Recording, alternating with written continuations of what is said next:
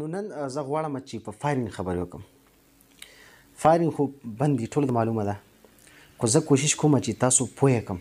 لکه څنګه چې تاسو خپل ماشوم ته وایئ چې بچې سګرټ مه څښه، نشې مه کوه، دا به دې صحت خراب کړي، دا به دې کار وباسي، او هغه ماشوم نه مني، نو تاسو بیا څه کوئ؟ هغه ماشوم بوځئ یو ډیران ته او ورته بچې ګوره دا چې کوم چرسیان پراته دي څښا په څښا دي، ببر ویښته، کپړې څښا شلېدلي او یو بدحاله مردار زندګي تېروي، نو دا د نشې انجام دی. نو ستاسو ماشوم اکثر بیا پوه شي او بیا ځان ساتي، ځکه چې خراب ژوند څوک هم نه غواړي چې تېر کړي.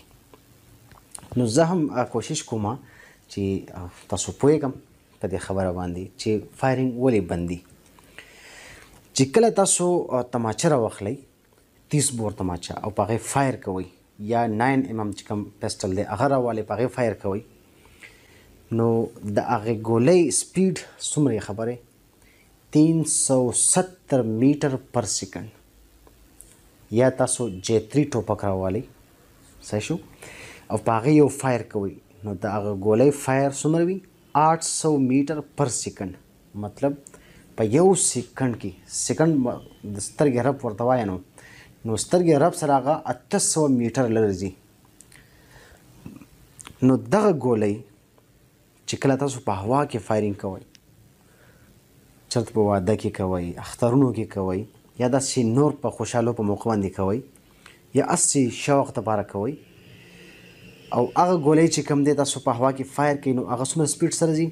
که تماچه وي نو هغه 370 میټر پر سیکنډ په سپیډ سره ځي، او که غټ ټوپک وي نو هغه 800 میټر پر سیکنډ په سپیډ ځي.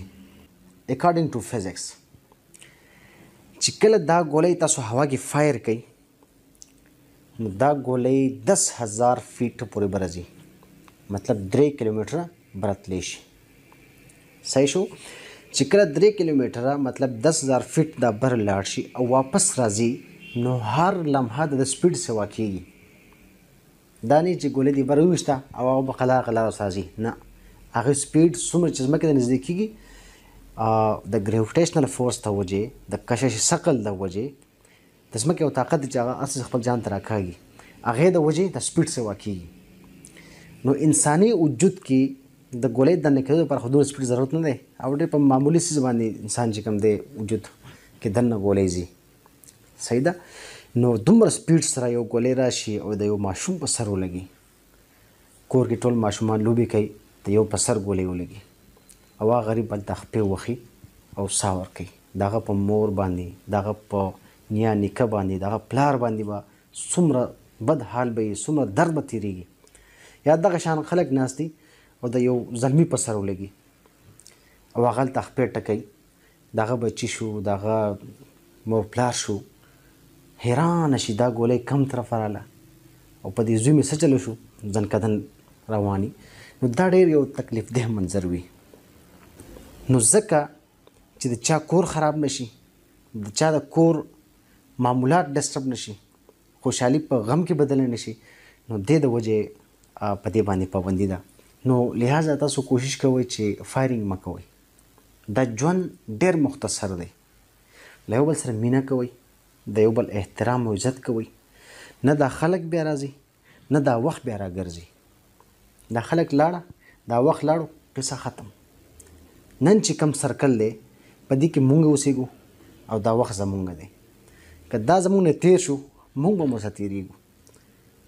نو لہذا د یو بل احترام، د یو بل سره مینه، او هسې بېسه ډزې مه کوئ چې د چا کور خراب شي، د چا په کور کې غم را پیدا شي، د ویر او د خفګان منظر جوړ شي. نو لہذا ډزې مه کوئ. اول خو ډزې مه کوئ، دا اواز هم په ډېرو خلکو بد لګي، بیمارانو باندې، مشرانو باندې. نو د چا زړه ازار مه اخلئ. که بیا هم ډزې کوئ نو کوشش کوئ چې چېرته شاړې ته لاړ شئ. شاړې ته چې لاړئ نو هلته هم کوشش کوئ چې مخامخ د خاورو بوجې وي، یا داسې بل څه خاورو ډیرې وي چې هغه ډیرې کې ډزې کوئ چې هغه ګولۍ اخواته نه ځي او د چا د ژوند د ختمېدو سبب جوړ نه شي. لہذا ډېر خیال ساتئ.